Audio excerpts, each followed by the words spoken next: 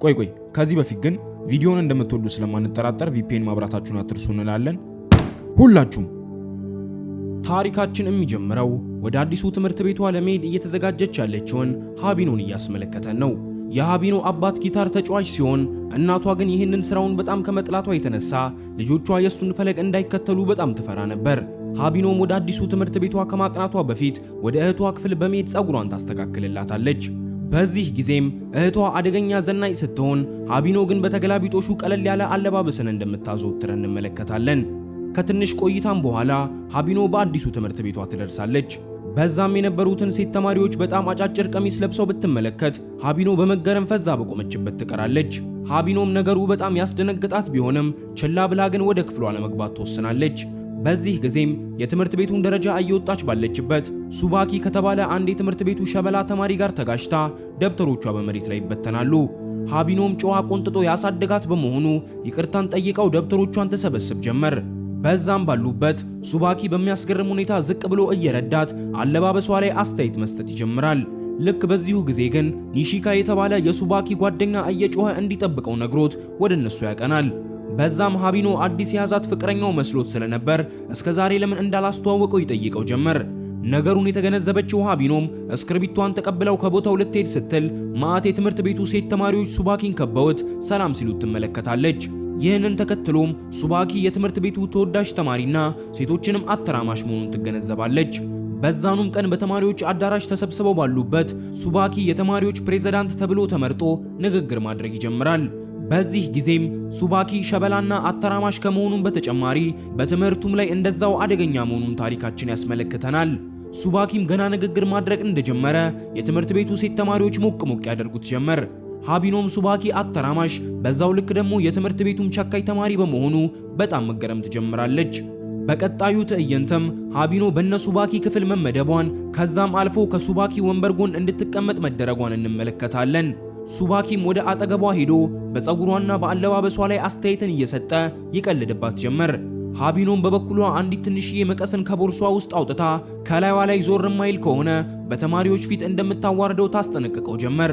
ይህንን የተመለከቱት የሱባኪ አፍቃሪዎችም ሱባኪያችንን እንዴት እንደዚህ ትናገሪዋለሽ በማለት ሊያገላብጧት ሲሉ ሱባኪ በመሃል ገብቶ እንዲያቆሙ ከተናገረ በኋላ ፍቅረኛው መሆኗን በመግለጽ በሚያስገርም ሁኔታ ከንፈሮቿን ይስማታል። ነገሩን የተመለከቱት ተማሪዎችም ሱባኪ ሀቢኖን ከመሰለች ልጅ ጋር ፍቅር በመጀመሩ በመገረም ይመለከቷቸዋል። ሀቢኖም ገና ትምህርት ከመጀመሯ የትምህርት ቤቱ ሸበላው ተማሪ ፍቅረኛዬ ነች ብሎ ከንፈሯን በመሳሙ ድንጋጤ ውስጥ ገብታ የምትናገረው ነገር ሁሉ ይጠፋታል። በቀጣዩ ቀንም አንዲት አስተማሪያቸው የሚጎበኙት አንድ ፓርክ እንዳለና በዛም የተማሪዎች ተወካይ ስለሚያስፈልጋቸው አንድ ተማሪን እንዲመርጡ ትጠይቃቸዋለች። ወደ ፓርኩ ለመሄድ ምንም አይነት ፍላጎት የሌላቸው ተማሪዎችም ሀቢኖን ተወካይ አድርገው ይመርጧታል። አዲስ ተማሪ በመሆኗ የምታደርገው ነገር ግራ የገባት ሀቢኖም ፊት ለፊት ወጥታ ስለሚያደርጓቸው ነገሮች መናገር ብትጀምር ተማሪዎቹ ወሬያቸውን እያወሩ ለመሄድም ፍቃደኛ እንዳልሆኑ ይነግሯታል። ይህንን የተመለከተው ሱባኪም ወደ ራሱ ጠርቷት አብረው ለፍቅር ቀጠሮ የሚገናኙ ከሆነ እንደሚረዳት ይነግራታል። ሀቢኖ በመጀመሪያ ጥያቄውን ውድቅ ብታደርግበትም ተማሪዎቹ ግን ሱባኪን እንደሚሰሙ ስትገነዘብ በሐሳቡ ተስማምታ እርዳታውን ትጠይቀዋለች። ሱባኪም ወዲያውኑ ተነስቶ ወደ ፓርኩ እንደሚሄዱና በዛም በሚገኙት ፕሮግራሞች ላይ እንደሚሳተፉ ከመናገሩ ተማሪዎቹ ሐሳባቸውን ቀይረው ለመሄድ ይስማማሉ። ከክላስ በኋላም ወደ ቤት እየተመለሱ እያለ ሱባኪ ወደ ሀቢኖ ጋር በመሄድ የፍቅር ቀጠሮ እንዳላቸው ያስታውሳታል። ሀቢኖ ግን ከሱ ጋር ለፍቅር ቀጠሮ መገናኘት እንደማትፈልግና ያኔም በሐሳቡ የተስማማችው ተማሪዎቹን ለማሳመን ፈልጋ ብቻ ስለሆነ እንደነበረ ትገልጽለታለች። አስቀጥላም የፍቅር ቀጠሮ ለእውነተኛ ፍቅረኛ ማቾች እንደሆነ አስታውሳው በሁለቱ መካከል ደግሞ ምንም አይነት ነገር ባለመኖሩ የመጨረሻ ውሳኔዋን አሳውቀው ትታው ትሄዳለች። እስከ ዛሬ ድረስም የትኛዋም ሴት እምቢ ብለው የማታውቀው ሱባኪ እልመያያዝ ይጀምራል። በቀጣዩ ቀንም ወደ ፓርኩ ለመሄድ ዝግጅታቸውን ይጀምራሉ። ሀቢኖም በበኩሏ የክፍል ተማሪዎቹን እያለባበሰቻቸው ታሱባቸው ጀመር። በምትሰራው ነገር ቀልድ ማታውቅ የተመለከቱት ተማሪዎችን በመገረም ሀቢኖን ሊያቀርቧት ይወስናሉ። በዛም ባሉበት እህቷ ልታገኛት ወደ ቦታው ትመጣለች። በአጭር ቀሚሷ ውስጥ አምራ የተመለከታት ኒሺካም በውበቷ ተገርሞ ሊያናገራት ጠጋ ማለት ቢጀምር እህቷ ግን ሱባኪን ባጠገባቸው ሲያልፍ ብትመለከተው ዘላ ወደሱ ጋር በመሄድ ልታናገረው ትሞክራለች። በዚህ ጊዜም ሀቢኖ እህቷ ለሱባኪ የፍቅር ስሜት እንዳላት ትገነዘባለች። ቪዲዮውን እዚህ ድረስ ከተመለከታችሁት ተመችቷችኋል ማለት ነው። ቪዲዮውን ላይክ ቻናሉን ደግሞ ሰብስክራይብ ማድረግ አይረሳ እንላለን።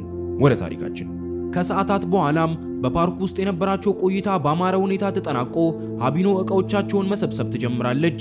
በድንገትም በዛው ባለችበት ሱባኪ ወደሷ መጥቶ ያግዛት ጀመር። ሁለቱ እያወሩ ባሉበትም ሀቢኖ ሰዎችን ማስዋብ እንደምትወድ ነግራው ጸጉሩን ቆርጣ ልታስተካክልለት እንደምትችል ትጠይቀዋለች። ሱባኪ በጥያቄዋ በመጀመሪያ ባይስማማም ሀቢኖ መጨቅጨቋን ስትቀጥል ግን እሺታውን ገልጾ ትቆርጠው ጀመር። በዛም እኔ የተቆረጠው ነገር ባይታየኝም ሱባኪ ግን በችሎቷ ተገርሞ ፈዞ ይመለከታታል። ከመለያየታቸው በፊትም ሱባኪ መልሶ ለሁለተኛ ጊዜ ለፍቅር ቀጠሮ እንዲገናኙ ይጠይቃታል። በዚህ ጊዜ ግን ሀቢኖ በጥያቄው ተስማማለች። በቀጣዩ ቀንም ሀቢኖ ወደ ቀጠሮዋ ከመሄዷ በፊት ወደ እህቷ ክፍል ገብታ ዘናጭ የምትለውን ቀሚስ እንድታበድራት ትጠይቃታለች። በዛም ሆና ትንሽ ካሰበች በኋላ ግን ሱባኪን የተመቸችው ወጣ ያለ አለባበስ በመልበሷ እንደሆነ በመገንዘብ ሐሳቧን ቀይራ የድሮ ሰው እንደመሰለች ወደ ቀጠሮዋ ቦታ ታቀናለች።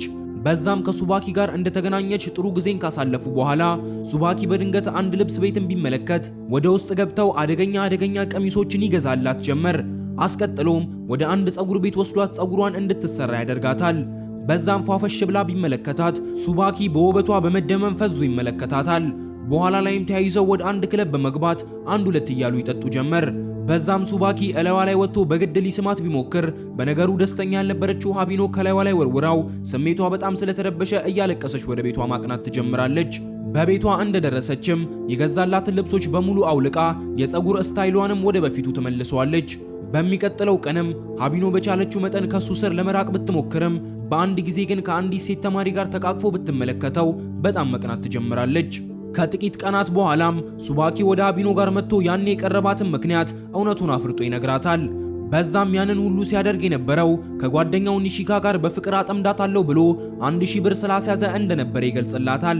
ነገር ግን አሁን ላይ ያኔ ያደረገው ነገር ትክክል እንዳልነበር እንዳወቀ በመናገር ይቅርታን ይጠይቃታል። እሷም ከልቡ እንደሆነ ስለተረዳች ይቅርታውን ተቀብለው ወደ ቤት ታቀናለች። በዛ እንደደረሰች ግን ሱባኪ በቀደም ገዝቶላት የነበሩትን ቀሚሶች ከክፍሏ ውስጥ መወሰዳቸውን ትመለከታለች። እሷም እህቷ እንደወሰደቻቸው እርግጠኛ በመሆን እህቷን ልትጠይቃት ትፈልጋት ጀመር። ትንሽ እንደፈለገቻትም እህቷን በሱባኪ መስሪያ ቦታ ከጓደኞቿ ጋር እየተዝናኑ እንደሆነ ብትመለከት ወደ ውስጥ ገብታ ከሱባኪ ጋር መገናኘት ደብሯት ወደ ቤቷ ለመመለስ ትወስናለች። ልክ በዚሁ ጊዜ ግን ሀቢኖን በውጭ የተመለከታት ሱባኪ እየሮጠ ሄዶ ካስቆማት በኋላ እሱ እህቷና ኒሺካ በሱ ቤት ሊያጠኑ በመሆናቸው እንድትቀላቀላቸው ይጠይቃታል። እሷም ነገሩን ቀለል አድርገው በሐሳቡ በመስማማት ወደ ቤቱ ተያይዘው ያቀናሉ። ከሰዓታት ጥናት በኋላም ኒሺካ ፈተና እንደጨረሱ ወደ አንድ ባህር ዳርቻ ሄደው ሊዝናኑ እንደሚገባ ሐሳብ ያቀርባል። ታሪካችንን በማስቀጠል ፈተና እንደጨረሱ ወደ ተባባሉበት የባህር ዳርቻ ሄደው እየተዝናኑ ያስመለክተናል። በዛም ሀቢኖ ከእህቷ ጋር አብረው እየሄዱ ባሉበት እህቷ በመጀመሪያ ወደዛ የመጣቸው ሱባኪ ልታማልለው ቢሆንም አሁን ላይ ግን ኒሺካ በጣም ስለተመቻት ሐሳቧን መቀየሯን ትነግራታለች። በዛኑ ቀንም እህቷ አንድ አጋጣሚን አግኝታ ከኒሺካ ጋር መሳሳም ብትጀምር ሀቢኖ ከየት መጣች ሳይባል ወደ ክፍሉ ገብታ ኒሺካን ጎትታ ታስወጣዋለች። በዛኑ ቀን ምሽትም ሱባኪ ሀቢኖን ወደ አንድ የሚወደው ስፍራ ይወስዳታል። በዛም አንድ ትልቅ ቴሌስኮፕ ካስመለከታት በኋላ ጣራውን ከፍተው ጨረቃዋን አብረው ይመለከቷት ጀመር። ሱባኪም ልክ የገና ቀን የጨረቃ ግርዶሽ እንደሚፈጠር ቢነግራት ሀቢኖ የጨረቃን ግርዶሽ ማየት በመፈለጓ በገና ቀን መልሰው በዛ እንዲገናኙ ቃል ታስገባዋለች። በዚህ ጊዜም ሱባኪ ጥምጥም አድርጎ ቢያቅፋት ሀቢኖ ልቧ በጣም መምታት በመጀመሩ አጠገቧ ሲሆን የተለየ ስሜትን እንደሚሰማትና ሳታፈቅረውም እንዳልቀረ ትነግረዋለች። በዚህ ጊዜ ግን ሱባኪ አንድም ቃል ሳይተነፍስ ከቦታው ትቷት ይሄዳል። ከዛን ቀን ጀምሮም ሱባኪ ከሀቢኖ መራቅ ቢጀምር ሀቢኖ ግራ መጋባት ትጀምራለች። በአንድ ቀንም ኒሺካ ሁኔታዋ አሳዝኖት ስለ ሱባኪ የድሮ ሕይወት አንድ ባንድ ሊነግራት ይወስናል። በዛም የሱባኪ እናት በልጅነቱ ጥላው የሄደች በመሆኑ የትኛዋንም ሴት የማያምን መሆኑን ይገልጽላታል። ይህንን የሰማችው ሀቢኖም ሱባኪን ከዚህ አይነቱ አመለካከት እንዲወጣ ማድረግ እንዳለባት ትወስናለች። በመጀመሪያም ልደቱን ሊያከብሩለት እንደሚገባ ብትናገር ኒሺካና እህቷ ሊረዷት ይስማማሉ። በልደቱ ቀንም ክፍላቸውን ዘግተው ካስዋቡት በኋላ ሱባኪ ወደዛ ሲመጣ ሰርፕራይዝ ያደርጉታል። በዛም ሀቢኖ ስጦታን እየሰጠችው እንደምትወደውና ሁሌም ቢሆን ከጎኑ ለመሆን መወሰኗን ብትነግረው ያሰቡት ተሳክቶ ሱባኪ በፈገግታ በመሞላት ጎትቶ ያቅፋታል። ከዛን ጊዜ ጀምሮም ሁለቱ ያበደ የፍቅር ግንኙነት ውስጥ ይገባሉ። ሀቢኖም ቀስ በቀስ ስታይሏን በመቀየር በጣም ቆንጆ መሆን ትጀምራለች። በዚህ መልኩም ቀናት በቀናት ላይ ተደርቦ 1 ዓመት ይቆጠራል። በዛም አራቱ ተሰብስበው ባሉበት ናና የተባለች የሱባኪ የድሮ ፍቅረኛ ወደ እነሱ መጣ ሰላም ትላቸዋለች። ሱባኪና ናናም ከዚህ በፊት በሰላማዊ ሁኔታ የተለያዩ በመሆናቸው መልሰው ሲገናኙ በቶሎ በመቀራረብ አሪፍ ጓደኛማቾች መሆን ይጀምራሉ። ይህንን የተመለከተችው ሃቢኖ ግን ሱባኪን ላጣው እችል ይሆን የሚል ፍርሃት ውስጥ ትገባለች። በአንድ ቀንም ይህንን የተገነዘበችው ናና ወደ ሃቢኖ ጋር ሄዳ ከሱባኪ ጋር ከዚህ ቀድሞ የፍቅር ግንኙነት ውስጥ የነበሩ ቢሆንም አሁን ላይ ግን ጓደኛማቾች ብቻ መሆናቸውን ግልጽ ታደርግላታለች። በቀጣዩ ቀንም ሱባኪ ወደ ቤቱ እንደተመለሰ ከአባቱ ተደውሎለት እናቱ በደረሰባት የመኪና አደጋ ሆስፒታል ከገባች ቀናት እንዳለፈው የሰማውን ይነግረዋል። በዛም ልታናግረው ስለምትፈልግ እንዲደውልላት የሚመቸው ከሆነ ደግሞ ያለችበት ሄዶ እንዲጠይቃት ይነግረዋል። ሱባኪ ግን አሁንም ድረስ በልጅነቱ ጥላው በመሄዷ ተበሳጭቶ ያለ በመሆኑ ሊያገኛት እንደማይፈልግ ለአባቱ ይገልጽለታል። በቀጣዩ ቀንም ሃቢኖ ወደ ሱባኪ ጋር ሄዳ ከክላስ በኋላ አብረው ቡና እንዲጠጡ ብትጠይቀውም ሱባኪ ግን የእናቱ ነገር አሁንም ድረስ ስሜቱን ረብሾት ስላለ በሐሳቧ ሳይስማማ ይቀራል። በቀጣዩ ቀንም ሱባኪ እናቱን ሊያገኛት ወዳለችበት ሆስፒታል ቢሄድም ወደ ውስጥ መግባት ግን አቅቶት በውጪ ቆሞ ባለበት ናና እንዲገናኙ አንድ ሜሴጅን ብትልክ ወደ እናቱ ጋር ከመግባት ሐሳቡን ቀይሮ ከናና ጋር ይገናኛል። በዛም ናና የኤሌመንተሪ ተማሪዎች በነበሩበት ጊዜ ሲያሳልፉት የነበረውን ነገር በማስታወስ መልሶ እንዲወዳት ልታደርገው ትሞክራለች። ብዙም ሳይቆዩ ግን ተያይዘው ወደ ቤት መመለስ እንደጀመሩ ሃቢኖ ሁለቱን አብረው ብትመለከታቸው ሱባኪ እየማገጠባት እንደሆነ በማሰብ ትበሳጭ ጀመር። እሱም ነገሩን እንዳሰበችው እንዳልሆነ ሊያስረዳት ቢሞክርም ሃቢኖ ግን ልትሰማው ፈቃደኛ ሳትሆን እያለቀሰች ትታው ትሄዳለች። ከቀናት በኋላም ስሜቷ ባለመስተካከሉ ከቤት ለመውጣት እየተቸገረች የምትገኘው ሃቢኖ በአንድ ቀን ከአንድ የፋሽን ዲዛይነር ለመጽሔቱ ሞዴል እንድትሆነው የሚገልጽ አንድ ሜሴጅ በስልኳ ላይ ይገባላታል። ሃቢኖም በሐሳቡ ተስማምታ በቦታው ብትደርስም ስለ ሱባኪ ግን በጣም ማሰብ በመጀመሯ የምትነሳቸው ፎቶዎች እንደፈለጉት ሳይሆንላቸው ይቀራል። ነገሩን የተገነዘበው ፎቶ አንሺም ሁሉንም መጥፎ ነገር እርስት አድርጋ ስለ ጥሩ ጊዜያቶቹ ብቻ እንድታስታውስ ቢነግራት ሃቢኖ ስሜቷ ተለውጦ ያበደ ፎቶዎችን በመነሳት የመጽሔቱ ቁጥር 1 ሞዴል ለመሆን ትበቃለች። የመጽሔት ሞዴል ሆና የተመለከቱት የክፍሏ ጓደኞችም በጣም መገረም ይጀምራሉ። ታሪካችንን በማስቀጠል ሱባኪና አባቱ ሲያወሩ ያስመለክተናል።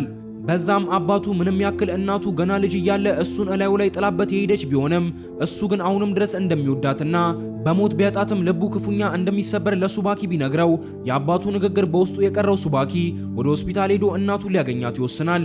ገና ወደ ውስጥ ገብቶም አይኖቿን እንደተመለከታቸው አሁንም ድረስ ቢሆን እንደምትወደው ይገነዘባል።